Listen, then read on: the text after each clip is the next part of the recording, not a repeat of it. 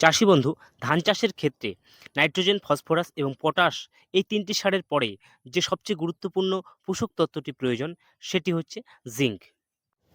কিছু চাষি বন্ধু জিঙ্ক ব্যবহার করেন ঠিকই, কিন্তু সঠিক সময়ে সঠিক পরিমাণে বা সঠিকভাবে ব্যবহার না করার জন্য পর্যাপ্ত পরিমাণে তারা রেজাল্ট পান না। কিন্তু আজকের এই ভিডিওটি দেখার পর ধানের জমিতে জিঙ্ক ব্যবহার করা নিয়ে আপনার মনে আর কোনো প্রশ্নই থাকবে না, কেননা আজকের এই ভিডিওতে আলোচনা করতে চলেছি ধানে জিঙ্ক ব্যবহারের গুরুত্ব কী রয়েছে, ধানে জিঙ্ক ব্যবহার করলে কোন ধরনের জিঙ্ক ব্যবহার করবেন, কোন সময় ব্যবহার করবেন এবং কি পরিমাণ ব্যবহার করবেন। তার থেকেও গুরুত্বপূর্ণ বিষয় সেটি হচ্ছে ধানে জিঙ্কের অভাব আপনি কিভাবে বুঝবেন, অর্থাৎ জিঙ্কের অভাব হলে তার লক্ষণ কি দেখা দেবে। তার সাথে সাথে 80% কৃষক বন্ধুরা জিঙ্কের ভুল ব্যবহারের জন্য যে রেজাল্ট পান না, তার কারণ কি, সমস্ত বিষয়ে বিস্তারিত আলোচনা করব। তার জন্য আপনি যদি ধানে জিঙ্ক ব্যবহার করবেন বলে ভাবছেন, তাহলে আজকের ভিডিওটি আপনার জন্য বিশেষ গুরুত্বপূর্ণ হতে চলেছে। তাই অবশ্যই সম্পূর্ণ ভিডিওটি দেখে আপনার ধানে জিঙ্কের সঠিক ব্যবহার করার চেষ্টা করবেন। তো কৃষক বন্ধু, এর আগেও আপনাকে বলেছি যে ধান চাষের মধ্যে সবথেকে গুরুত্বপূর্ণ সার বা মেডিসিন হচ্ছে নাইট্রোজেন, ফসফরাস এবং পটাশ। এই ৩টি মূল সারের সাথে সাথে তারপরের যে পোষক তত্ত্বটি প্রয়োজন সেটি হচ্ছে জিঙ্ক। এই জিঙ্ক ব্যবহারের কি গুরুত্ব রয়েছে সেই বিষয়ে এবার আমরা জানব। সবার প্রথমেই আমরা জানব ধানে জিঙ্ক ব্যবহার করলে কোন কোন বিষয়গুলি আমরা লাভবান হতে পারি। ধানে জিঙ্ক ব্যবহারের ফলে আমরা সবথেকে গুরুত্বপূর্ণ ৩টি বিষয়ে ইম্পর্ট্যান্ট লাভ পেতে পারি। এই ৩টি বিষয়ের মধ্যে প্রথমেই যে বিষয়টি রয়েছে সেটি হচ্ছে ধানে জিঙ্ক ব্যবহারের ফলে ধানের পাতাগুলো দ্রুত সবুজ সতেজ হয়ে ভরে উঠবে, কোনো রকম হলুদ ভাব থাকবে না এবং পাতায় প্রচুর পরিমাণে ক্লোরোফিলের পরিমাণ বৃদ্ধি করবে, যা সালোকসংশ্লেষ প্রক্রিয়াকে দ্রুত সম্পূর্ণ করতে সাহায্য করবে এবং ধানের চেহারাকে দ্রুত ভরিয়ে তুলবে। তাই জিঙ্ক অবশ্যই ব্যবহার করা প্রয়োজন। তো এবারে দ্বিতীয়ত যে লাভটি আমরা পাবো, সেই লাভের মধ্যে রয়েছে জিঙ্ক ব্যবহারের ফলে ধানের শেকড় প্রচুর পরিমাণে বৃদ্ধি পায় এবং শেকড় বৃদ্ধির সাথে সাথে ধানের মধ্যে অক্সিন নামক একটি হরমোন উৎপাদন হয়, যা ধানের পাশকাঠি বৃদ্ধিতে বিশেষ কার্যকরী। তাই অবশ্যই পাশকাঠি বৃদ্ধি করতে হলে এই জিঙ্কের ব্যবহার বিশেষ প্রয়োজন এবং পাশকাঠি যখন বৃদ্ধি পাবে তখন অবশ্যই ধানের শীষের পরিমাণ বৃদ্ধি পাবে আর ধানের উৎপাদন অবশ্যই অনেক বেশি পরিমাণে পাওয়া সম্ভব হবে। তাই জিঙ্ক ব্যবহার করাটা বিশেষ প্রয়োজনীয়। এবারে তৃতীয়ত যে লাভটি আমরা পাবো সেটি হচ্ছে ধানের রোগ প্রতিরোধ ক্ষমতা বৃদ্ধি করে, অর্থাৎ দ্রুত অল্প সময়ের মধ্যে পোকার আক্রমণ বা ছত্রাকের আক্রমণ বা ব্যাকটেরিয়ার আক্রমণ হওয়ার সম্ভাবনা অনেকটাই কমে যায়। তাই ধানের রোগ প্রতিরোধ ক্ষমতা বৃদ্ধি করতে হলে অবশ্যই সঠিক পরিমাণে সঠিক সময়ে জিঙ্কের ব্যবহার বিশেষ গুরুত্বপূর্ণ। এই ভিডিওটি সম্পূর্ণ দেখার সাথে সাথে আপনি যদি আমার চ্যানেলটি এখনও সাবস্ক্রাইব না করে থাকেন, এই ধরনের কৃষি বিষয়ক ভিডিও নিয়মিত পাওয়ার জন্য অবশ্যই চ্যানেলটিকে সাবস্ক্রাইব করে চ্যানেলের সঙ্গে যুক্ত হয়ে যাবেন। আর ভিডিওটি দেখার পর যদি ভালো লাগে অবশ্যই একটি লাইক করতে ভুলবেন না। কিছু জানার থাকলে কমেন্টে লিখে জানান এবং বন্ধুদের কাছে প্রচুর পরিমাণে শেয়ার করুন, যাতে প্রত্যেকেই ভিডিওটি দেখে উপকৃত হতে পারেন। তো চলুন পরবর্তী আলোচনায় যাওয়া যাক। এখন আমরা জানবো ধানে জিঙ্কের অভাব হলে কোন কোন সমস্যাগুলো আমাদের ধানে দেখা দেবে, অর্থাৎ আমরা জিঙ্কের অভাব কোন কোন লক্ষণগুলো দেখলেই আমরা বুঝবো যে ধানে আমাদের জিঙ্কের অভাব রয়েছে। এই লক্ষণগুলোর মধ্যে প্রথমেই যেটি আপনারা দেখবেন সেটি হচ্ছে ধানে পাতাগুলো জং ধরার মতো, অর্থাৎ হলদে এবং এরকম কিছু দাগ দেখা দেবে, যেটিকে আমরা খয়রা রোগ বলেই অনেকেই জানি। ধানে এই খয়রা রোগ যদি আপনারা দেখতে পান তাহলে অবশ্যই বুঝবেন যে আপনার ধানে জিঙ্কের অভাব রয়েছে।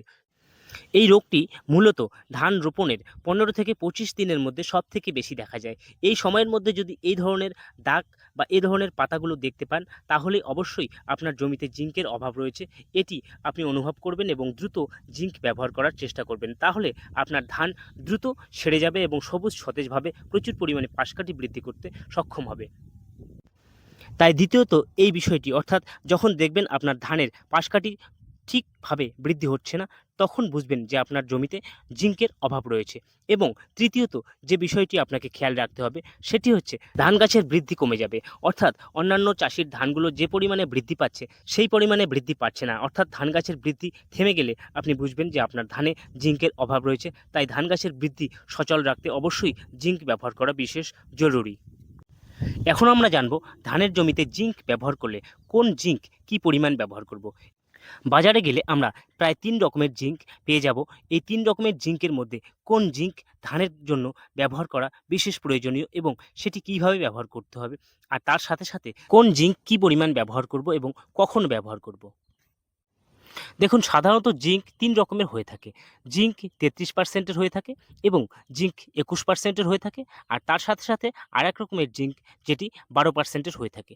তো এই ৩৩%, ২১% এবং ১২% এই ৩ রকমের জিঙ্ক ব্যবহারের মধ্যে তফাৎ রয়েছে এবং পরিমাণেও তফাৎ রয়েছে। তাই অবশ্যই আমরা যদি ৩৩% এর জিঙ্ক ব্যবহার করি তাহলে কী পরিমাণ ব্যবহার করব, ২১% ব্যবহার করলে কী পরিমাণ এবং ১২% ব্যবহার করলেই বা কী পরিমাণ ব্যবহার করব এবং কোন সময় ব্যবহার করব, বিস্তারিত জানব। তো ২১% এর যে জিঙ্ক আমরা বাজারে পাই সেটি হচ্ছে জিঙ্ক সালফেট নামে আমরা বাজারে পেয়ে যাব। এবারে ৩৩% এর যে জিঙ্ক রয়েছে সেটি আমরা জিঙ্ক মোনোহাইড্রেট নামে পেয়ে যাব এবং তার সাথে সাথে ১২% এর যে জিঙ্ক রয়েছে সেটি আমরা কিন্তু ১২% চিলেটেড জিঙ্ক নামে পেয়ে যাব। তো এই ৩ রকমের জিঙ্ক ব্যবহার করতে অবশ্যই ৩টি আলাদা আলাদা পদ্ধতি রয়েছে এবং অবশ্যই আলাদা আলাদা ডোজ বা পরিমাণ রয়েছে। তাই সঠিক ডোজ এবং সঠিক পদ্ধতি জানতে হলে অবশ্যই ভিডিওটি দেখতে থাকুন। এবারে আমরা ধানের ফসলে কোন জিঙ্ক ব্যবহার করব, এই ৩ রকমের জিঙ্কের মধ্যে কোন জিঙ্ক আমরা ব্যবহার করলে দ্রুত কার্যকরী পাবো। তো জিঙ্ক আমরা ২১% অথবা ৩৩% এই ২ ধরনের জিঙ্ক আমরা ধানে ব্যবহার করতে পারি এই সময়ে। অর্থাৎ আমাদের ধানের গাছ যখন ১৫ থেকে ২৫ দিনের মধ্যে থাকবে, এই সময় আমরা এই ২ ধরনের জিঙ্কই ব্যবহার করতে পারি। তবে দুটো জিঙ্ক ব্যবহারের দুটো আলাদা আলাদা পরিমাণ রয়েছে। ধানের বয়স যখন ১৫ দিন পেরিয়ে যাবে, অর্থাৎ ১৫ থেকে ২৫ দিনের মধ্যে থাকবে, তখনই আপনি যে প্রথম ইউরিয়া ব্যবহার করবেন, ঠিক এই প্রথম ইউরিয়ার সাথে জিঙ্ক ব্যবহার করাটা সবথেকে প্রয়োজনীয় বা গুরুত্বপূর্ণ একটি সময়। এই সময়ে আপনি ইউরিয়ার সাথে জিঙ্ক মিশ্রণ একসাথে করে আপনার জমিতে ছড়িয়ে দিলেই আপনি জিঙ্কের অভাব পূর্তি করতে পারবেন। তো এই সময় যদি আপনি ২১% এর যে জিঙ্ক সালফেট আমরা পাই সেই জিঙ্ক ব্যবহার করতে চান, তাহলে আপনাকে প্রতি একর অর্থাৎ ৩ বিঘা জমিতে ৮ থেকে ১০ কেজি আপনাকে ব্যবহার করতে হবে। আর আপনি যদি ৩৩% এর মোনোহাইড্রেট জিঙ্ক ব্যবহার করেন তাহলে আপনাকে প্রতি একরে শুধুমাত্র ৬ কেজি ব্যবহার করলেই যথেষ্ট কাজ আপনি পাবেন।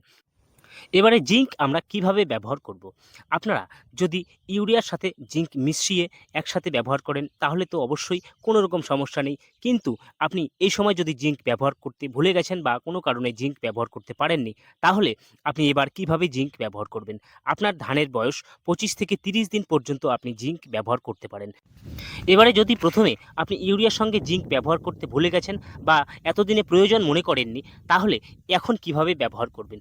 জিঙ্ক ব্যবহারের জন্য শুধুমাত্র ইউরিয়া সারকেই বেছে নেওয়া উচিত। অন্যান্য সার, বিশেষ করে যে সারের মধ্যে ফসফরাস রয়েছে অর্থাৎ এনপিকে, সেটা হতে পারে ১০-২৬-২৬ বা ডিএপি বা অন্য যে কোনো এনপিকে, এই এনপিকে সারগুলোর সঙ্গে কিন্তু জিঙ্ক মেশানো বা ব্যবহার করা যাবে না। তাই অবশ্যই আপনি যদি এই সময় জিঙ্ক ব্যবহার করতে চান তাহলে আপনি বালুর সঙ্গে সঠিকভাবে জিঙ্ক মিশিয়ে নিয়ে সমানভাবে জমিতে ছড়িয়ে দিলেই কিন্তু আপনার জিঙ্কের ব্যবহার আপনি সঠিকভাবে করতে পারবেন বা জিঙ্কের অভাব পূর্ণ করতে পারবেন।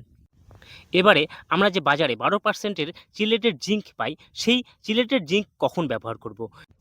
ধরুন আপনি ধানের জমিতে ২০ থেকে ২৫ দিন বয়সে জিঙ্ক ব্যবহার করতে পারেননি বা কোনো রকম জিঙ্কের অভাব লক্ষণ দেখা দেয়নি, যার কারণে আপনি ব্যবহার করেননি। কিন্তু ধানের বয়স যখন ৪০ থেকে ৫০ দিন হয়ে গেছে তখন আপনি জিঙ্কের অভাব বা ঘাটতি দেখতে পাচ্ছেন। এই সময় আপনার জিঙ্কের ব্যবহার কি করবেন বা কিভাবে করবেন? এই সময়ে অর্থাৎ যখন ধানের বয়স ৪০ থেকে ৫০ দিন হয়ে যাবে তখন যদি আপনি ধানের জিঙ্কের অভাব লক্ষ্য করতে পারেন তাহলে আপনাকে এই ১২% এর যে চিলেটেড জিঙ্ক রয়েছে সেটি ব্যবহার করতে হবে। এই ১২% এর যে জিঙ্ক সেটি মূলত স্প্রের জন্যই তৈরি করা হয়েছে। এই ১২% এর জিঙ্ক আপনি যদি ব্যবহার করেন তাহলে প্রতি একরে ১২০ থেকে ১৫০ গ্রাম আপনাকে ব্যবহার করতে হবে। এটি পাউডার ফর্মে থাকে।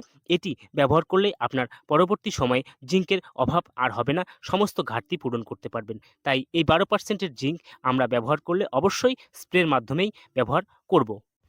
তো এবারে আমরা জানব জিঙ্ক ব্যবহারের ক্ষেত্রে ৮০% চাষি বন্ধু যে ভুলগুলো করে থাকেন সেই ভুলগুলো আমরা যাতে না করি কি কি এই ভুলগুলো যা আমাদের ধানের জমিতে বা অন্যান্য যে কোনো ফসলেই জিঙ্ক ব্যবহারের ক্ষেত্রে বিশেষ সমস্যা দেখা দিতে পারে।